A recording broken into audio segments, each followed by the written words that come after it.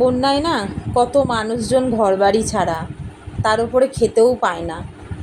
সত্যি খবর চালানেই না এখন চারিদিকে বন্যা, ঘরবাড়ি ডুবে গিয়েছে, তার উপর খেতে পায় না, দুবেলা দুমুঠো ঠিকমতো খাওয়াও জুটছে না।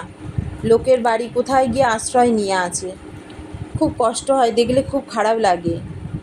তো প্রতিদিন তো ভালো মন্দ খায়, আজ রবিবার তো কী হয়েছে, নাই বা মাংস হলো, মাছ হলো, আধপেটা খেয়েই একবেলা কাটিয়ে দেখি না, যদি তাদের কিছুটা কষ্ট ভাগ করে নিতে পারি।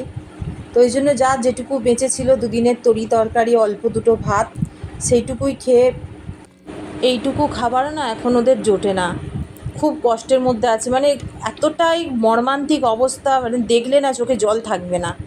আর সবথেকে একটা জিনিস আমাকে খুব, কালকের একটা খবর, আমাকে ছোট্ট একটা খবর আমাকে এতটাই মানে মানে মনের ভেতরে এতটা নাড়া দিয়েছে। একটা বাচ্চা ছেলে বুক সমান জল পুরো, মানে থালা নিয়ে এগিয়ে আসছে দুটো খাবারের জন্য।